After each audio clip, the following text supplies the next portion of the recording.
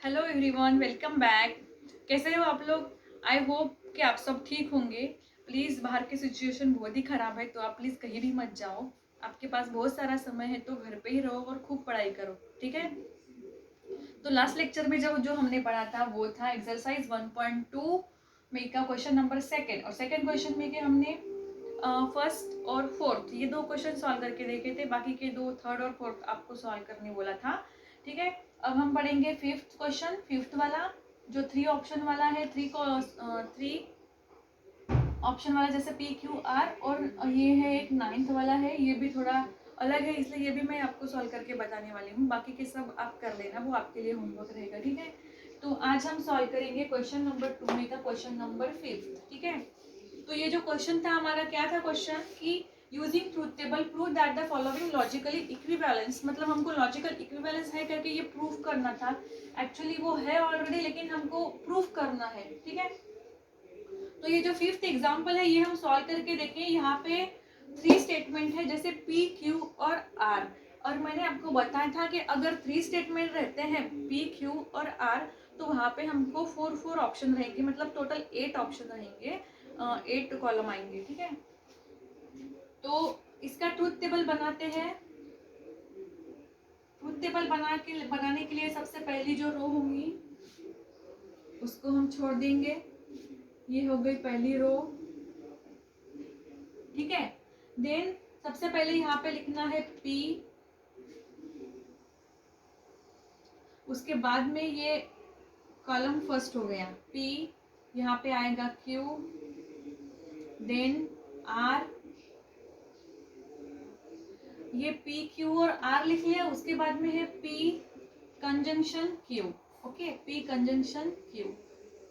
उसके बाद में ये पूरा स्टेटमेंट, मतलब P disjunction Q conditional R। यहाँ पे ये पूरी लेफ्ट हैंड साइड सबसे पहले आ गई। उसके बाद में आप देखो राइट हैंड साइड की तरफ, यहाँ पे क्या है P कंडीशनल R, उसके बाद में है Q कंडीशनल R, हो गया।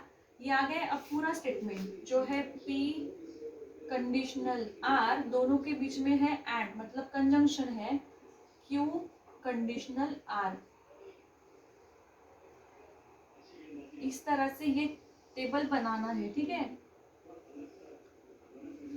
इतना समझ गए आपको? सबसे पहले हमने क्या किया है, जो लेफ्ट हैंड साइड थी यहाँ पे पी क्यू आर तीन ऑप्शन पहले लिख लिए। फिर बाद में क्या करना होता है कि कोई निगेशन में है क्या ये देखना है, लेकिन यहाँ पे निगेशन में कोई नहीं है, तो फिर उसके बाद में ये पी कंजंक्शन क्यू, और उसके बाद में ये पूरा स्टेटमेंट, ठीक है? ये हो गया। मतलब ये आ तक के ये हो गई left hand side, column number 1 2 3 4 5। Column 5 जो है ये हो गई लेफ्ट हैंड साइड। उसके बाद में राइट हैंड साइड में ये स्टेटमेंट जो है वो पूरे लिख लिए हमने, 6 7 8, ठीक है? अब जैसे कि मैंने कहा था कि थ्री स्टेटमेंट है, तो फोर फोर मतलब ऑप्शन आएंगे, मतलब टोटल 8 ऑप्शन आएंगे। जैसे यहाँ पे आएगा true true true true, false false false false, मतलब 4 टाइम्स ट्रू आएंगे और 4 टाइम्स फॉल्स आएंगे, ठीक है? पी के लिए। अब उसके बाद में जो क्यू का रहेगा वो 2 टाइम्स ट्रू ट्रू रहेगा और 2 times false false, true true false false. Then ये 1 by 1 true false true false true false true false, ठीक है? अब पी कंजंक्शन क्यू है, डिसजंक्शन है, पी और क्यू के बीच में और है। और में क्या होता है, पहले स्टेटमेंट दोनों अगर ट्रू रहे तो उसकी ट्रूथ वैल्यू टी रहेंगी, लेकिन अगर डिफरेंट है तो मतलब दोनों फॉल्स रहेंगे तब भी फॉल्स आएंगी, बाकी के इसमें ट्रू आएंगी। टी है तो टी आएगा, टी है तो टी ही आएगा। पहला ट्रू दूसरा फॉल्स है तो भी टी ही आएगा, ये भी टी ही आएगा, टी आएगा, टी आएगा। अगर दोनों फॉल्स है तब वो फॉल्स आएंगे। दोनों स्टेटमेंट फॉल्स है तो उसकी ट्रूथ वैल्यू एफ आएंगी, कहाँ पे, और में। उसके बाद में ये P और Q है, P डिसजंक्शन Q के बीच में कंडीशनल है और R है, मतलब ये फोर्थ और थर्ड के बीच में कंडीशनल। कंडीशनल में क्या होता है, पहला स्टेटमेंट ट्रू और दूसरा फॉल्स होता है, उसकी ट्रूथ वैल्यू F आएंगी। एनी कंडीशन ट्रू, मतलब ये दोनों टी है तो टी आएगा। पहला ट्रू है और दूसरा फॉल्स है तो फॉल्स आएगा, दोनों टी है तो टी आएगा, पहला ट्रू दूसरा फॉल्स है तो फॉल्स आएगा, दोनों टी है तो टी आएगा, पहला ट्रू दूसरा फॉल्स है तो फॉल्स फॉल्स आएगा, और पहला फॉल्स और दूसरा टी है तो भी ये टी ही आएगा, ठीक है। उसके बाद में है पी कंडीशनल आर। पी और आर के बीच में क्या है, कंडीशनल। कंडीशनल में सेम, पहला ट्रू दूसरा फॉल्स होगा तो फॉल्स, मतलब ये पहला आ गया, दोनों टी है तो टी, ठीक है। पहला ट्रू दूसरा फॉल्स है तो फॉल्स, दोनों टी है तो टी, पहला ट्रू दूसरा फॉल्स है तो फॉल्स, पहला फॉल्स दूसरा ट्रू है तो ट्रू, दोनों फॉल्स होंगे तो भी ट्रू, दोनों फॉल्स होंगे तो भी ट्रू ट्रू, ठीक है। 1 2 3 4 5 6 7 8, ठीक है। तो अब ये थोड़ा आगे पीछे होता है, इसलिए थोड़ा सा टेबल अच्छे से बनाना, ठीक है। उसके बाद में क्या है, क्यू कंडीशनल आर। क्यू और आर के बीच में कंडीशनल है सेम, वही ट्रू ट्रू होंगे तो टी, ट्रू ट्रू होंगे तो टी टी होंगे तो ट्रू, पहला ट्रू दूसरा फॉल्स होगा तो फॉल्स, डिफरेंट होगा तो भी ट्रू, फॉल्स फॉल्स होगा तो ट्रू, दोनों ट्रू होंगे तो ट्रू, पहला ट्रू दूसरा फॉल्स होगा तो फॉल्स, पहला फॉल्स दूसरा ट्रू होगा तो भी ट्रू, और फॉल्स फॉल्स होगा तो भी ट्रू। उसके बाद में देखो P conditional R conjunction Q conditional R, मतलब कॉलम नंबर 6 और 7 के बीच में क्या है, कंजंक्शन है। कंजंक्शन में क्या होता है, दोनों स्टेटमेंट ट्रू होंगे तो ही उसकी ट्रूथ वैल्यू टी आएंगी, इन ही condition false false, true true है तो ट्रू, डिफरेंट है तो फॉल्स,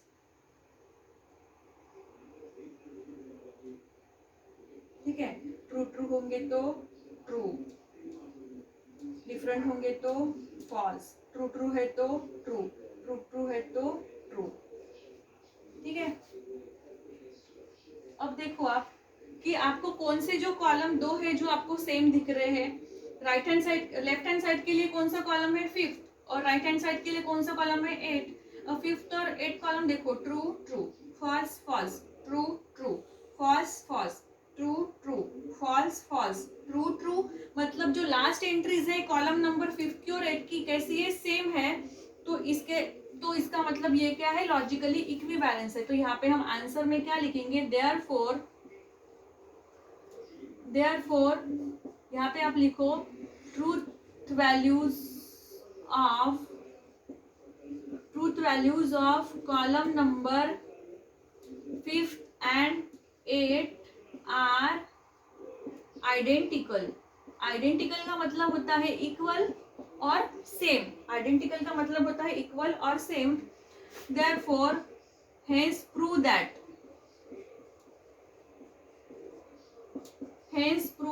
क्या करना है, हेंस प्रूव दैट करके ये पूरा स्टेटमेंट लिखना है, जो है P disjunction Q conditional R equivalent to P conditional are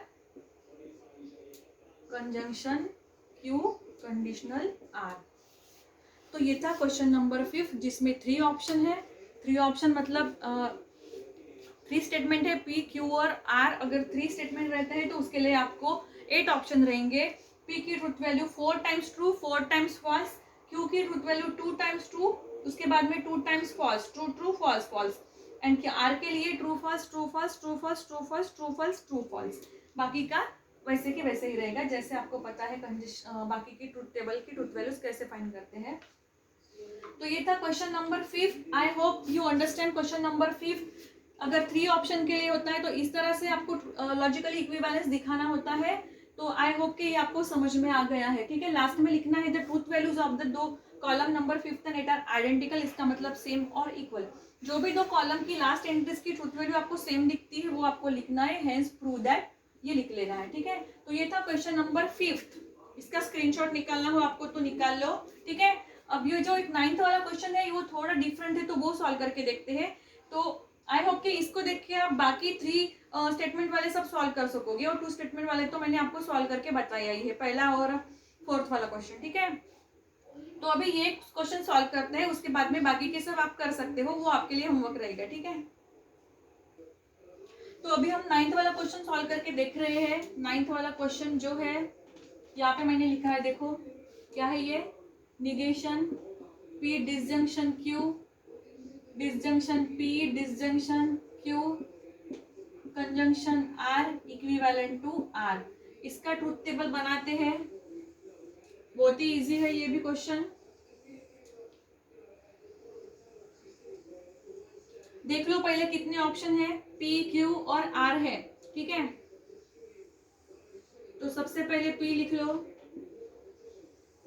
उसके बाद में Q, P Q R, उसके बाद में R, then P conjunction Q, then P conjunction Q। ये डबल है तो डबल नहीं लिखना है, एक ही बार लिखना है, ठीक है। उसके बाद में क्या है, negation of P conjunction Q, ये हो गया। उसके बाद में ये पूरा स्टेटमेंट,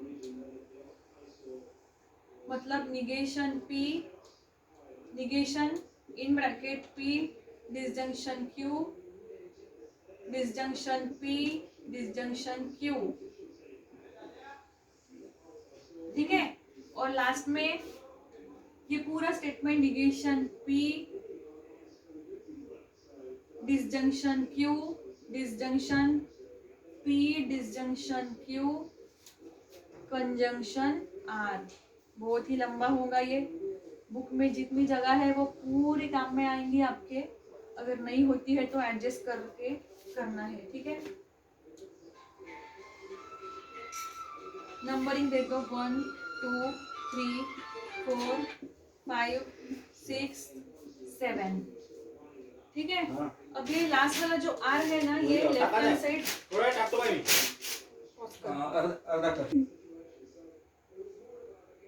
ये जो R है लास्ट वाला, इसको आपको राइट हैंड साइड अलग से लिखने की जरूरत नहीं है, पहले ही हमने R लिख लिया है, ठीक है।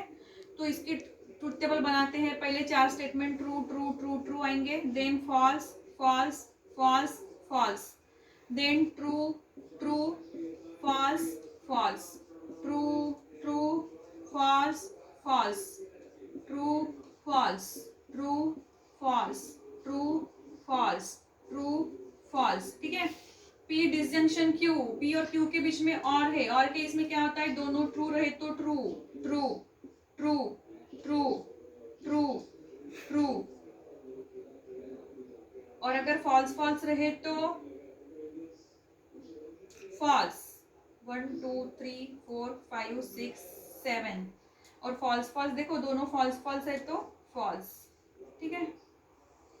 देन अब इसका निगेशन, निगेशन मतलब अगर ट्रू हो तो false false false false false false false, true true. 1 2 3 4 5 6 7 8 9, अरे 9 कैसे हो गया, एक गलत हो गया यहाँ पे। ट्रू और ये क्या है, डिसजंक्शन। और में क्या होता है, ट्रू ट्रू हो तो ट्रू ट्रू ट्रू, फॉल्स होगा तो भी ट्रू ट्रू, फॉल्स होगा तो भी ट्रू ट्रू, फॉल्स होगा तो भी true,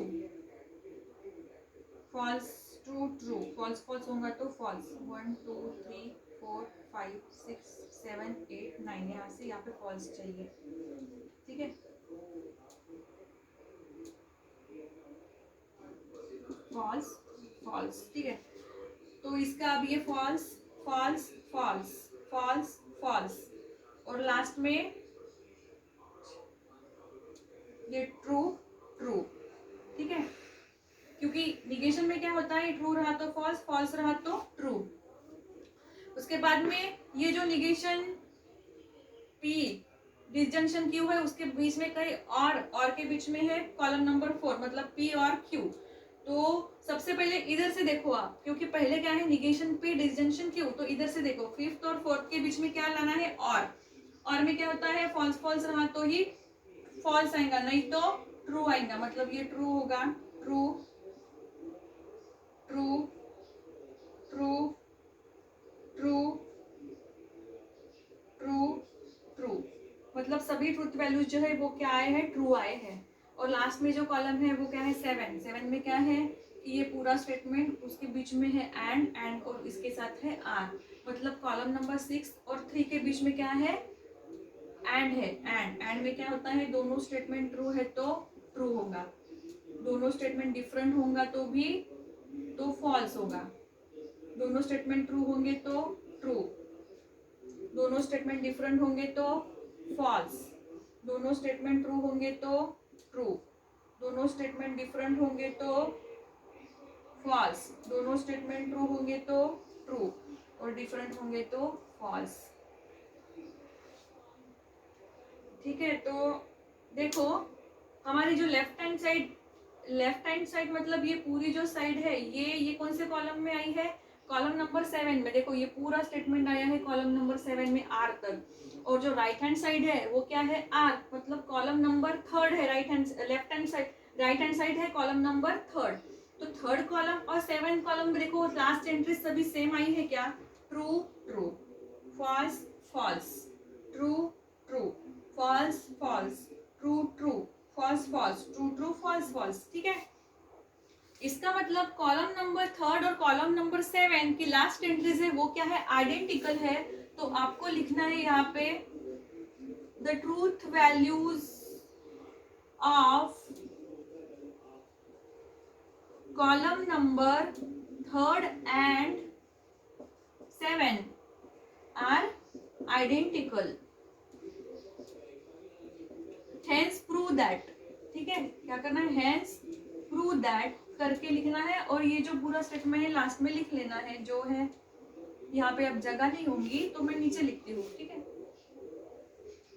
bracket negation of P disjunction Q, disjunction P disjunction Q in bracket conjunction R equivalent to R. ठीक है, इस तरह से आपको सॉल्व करने हैं। तो यहाँ पे मैंने ये क्वेश्चन में के क्वेश्चन नंबर 2 में के टोटल 4 क्वेश्चन सॉल्व करके दिए। एक तो पहला वाला, उसके बाद में 4th वाला, देन 5th वाला और ये 9th वाला।